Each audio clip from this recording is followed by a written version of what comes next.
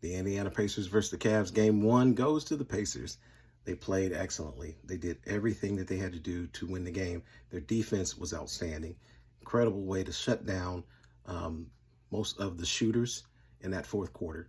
They really brand them off the three-point line, forced them to try to get in the lane and score twos, and they traded threes for twos. You do that against the Pacers, you're going to lose.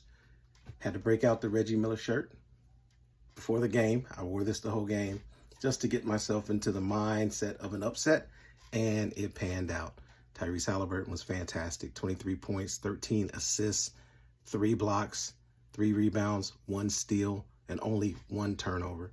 Once again, the most efficient point guard in the NBA and possibly of all time. Chris Paul, perhaps, but as of right now, Tyrese Halliburton is the most efficient player to play the point guard position in the NBA. And when you don't turn the ball over, your point guard is just constantly picking apart the defense.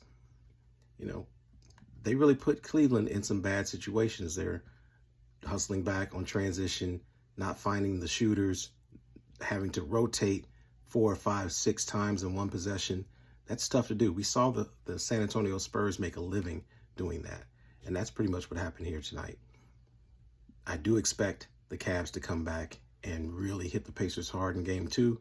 Donovan Mitchell showed that he cannot be stopped going to the basket.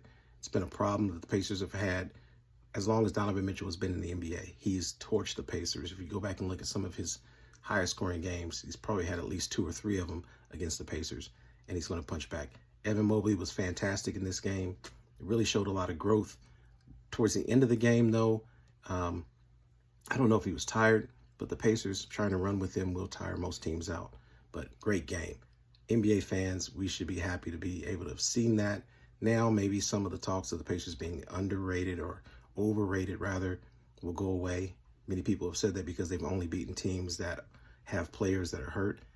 But then again, Darius Garland didn't play tonight. So Cavs fans can always hang their hat on that or say that, well, we'll see how they play with Darius Garland. Or if the Pacers somehow go on and win this series, we know we're going to hear that excuse, that Darius Garland was hurt, and that is the reason why. But regardless, it doesn't matter. The Pacers can match up with anybody. We've seen them beat the Timberwolves twice this year. They beat the Golden State Warriors twice this year. They've beat the Boston Celtics twice this year. They beat the Cavs 3 times during the year. It should not be this much of a surprise.